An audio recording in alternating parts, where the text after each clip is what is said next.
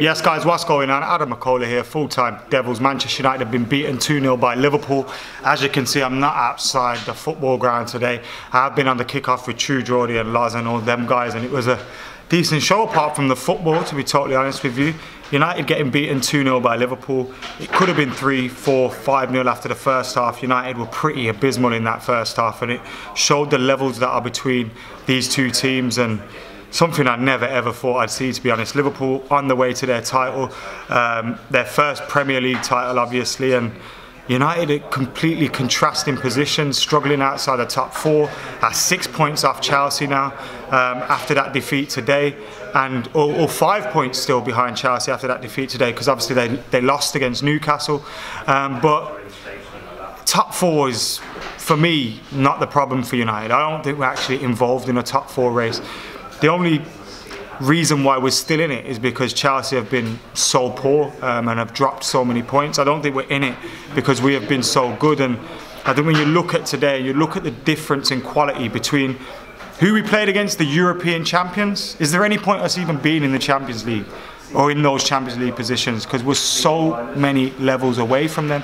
And that has to be a message to not only Ed Woodward and the owners at this club, but everybody associated with Manchester United. It's a long way back, it's a long way to go, and there's so much work to be done at Manchester United. When you look at the 90 minutes today, we missed a few chances. Pereira could have scored in the first half. Anthony Martial, for me, should have scored in the second half. He had an absolute sit. It was a great move, to be fair, between him and Pereira. Good first touch by him on his chest. He didn't allow the ball to bring it, so he hit it on the half volley and he blasted it. You very rarely see Anthony Martial put his foot for a ball, but he absolutely blasted it when he should have maybe just curled it into the corner, and the opportunity went, and United didn't get that goal back. If we did level up there, I'd have to say it probably been undeserved, because Liverpool, up until that point, it was just looking like a matter of time before they got that second goal. Didn't get that second goal though, and then towards the back end they seemed to just be happy to close out the game, make sure they kept things tight at the back, hit us on the counter attack, and that's exactly how they got their second goal, through Mo Salah. Daniel James, for me, I know that the game's done, I know that if he scores and 2-0, 1-0, what's the difference? But for me, Daniel James, you've got to absolutely bring him down, snap him, whatever you got to do it. You've got to prevent him from scoring that goal. And that's one of the things that frustrated me today.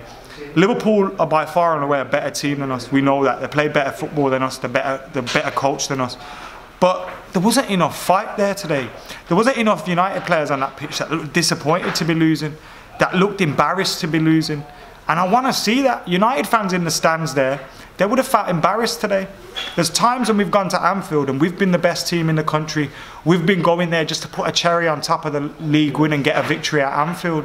And today, they would have gone there and seen a completely different side, and Liverpool celebrating the league. And it's not where Manchester United should be. And not only is it a long way back, and I do think Ollie is kind of building the foundations there, but it's going to be a lot of pain, and today, even if we would have got a result, I think it would have papered over the cracks of the issues and the differences between these two clubs at the moment. And I think there's probably a lot of lessons, you'd hate to hear this as a United fan, but that United can learn from Liverpool in terms of the way they appointed their sporting director and brought someone in, the way they have chopped and changed managers over the years and failed. And we have to learn from their failures, as well as the way that they've now got successful. And you look around at different clubs in the world and in the country, and those that have been successful, none of them are run like Manchester United. None of them have an accountant making football decisions. None of them have that. And we need that to change as well. We need things to change from the very top before it can change on the football pitch. That's taking nothing away from the influence and the impact that Ollie Solskjaer's tactics and your manager can have. Of course they have an influence. But also, when you look at the issues that United had today, our midfield consisted of Fred, Matic and Andreas Pereira. That's not good enough. That's not good enough. I can think of a number of Premier League midfields that are better than that. When you look at the defence, that was £200 million worth of players out there today. Luke Shaw 30, Aaron Wan-Bissaka 50, Maguire 80, Lindelof 30. That's like how much? 110 on centre halves, 50 plus 30, 80, £190 million. Does that look like that in performance to you? No, and that's partly down to bad investments. No matter who your managers are, we've made bad investments, and we need to have a change at the club. We need to have a change above the manager. But I do think the changes that Ollie's trying to make are the right ones. The culture change, the change and the focus towards bringing younger players through and all that kind of thing. But ultimately, his hands are tied if the ownership and those above him, regardless of, actually, forget Ollie's hands are tied. Any manager's hands are tied if those above him aren't getting their house in order and making the right decisions in order to make Manchester United successful on the pitch, not just off it. And what we're going to see is City, Liverpool, all these teams around us are going to close that gap financially. They're going to start getting the deals that Manchester United are thinking they should be getting. They're going to start getting the more lucrative deals financially. And when that happens, that's probably when the Glazers and Woodward will start to act, because that's all they care about. But it should have been sorted a long time ago. And look at where we are. It's absolute madness, but it's a painful one. We're going to have to go through this pain. I remember Swansea, when we won 2-1, 2013, Fergie's last game at Old Trafford, my dad turned to me and said, time to learn how it feels to be a proper football fan. And my friends, he was so fucking right. And today, it was a painful one. Watching Liverpool absolutely stroll to a victory over Manchester United, the levels between the clubs was different, and there was absolutely no fight or no pride or anything from Man United. Be embarrassed, hurt someone, do something, I don't know, get yourself sent off even, just make me feel better about it, because that was bad.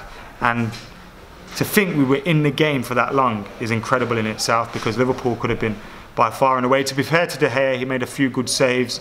I can't really think of a man of the match for United, to be honest with you. I thought Fred kept trying to do the right things, but when you're the only one in the midfield that's trying to press, or when you're the only one that's trying to pass and move, you're going to look out of place and it's not going to work for you. So all in all, a dreadful day for Manchester United fans. A great day for Liverpool fans, unfortunately. They're winning the league. We're outside the top 4 by 5 points. And Champions League football, to be honest, is the least of our worries. We need to get our house in order. Anyways, let us know what you thought about the game today. Make sure you're liking, commenting, sharing and subscribing. Get your thoughts in the comments below. Fancams are coming your way from Anfield as well. Don't forget, we've got them coming. And I'm out of here. See you in a bit.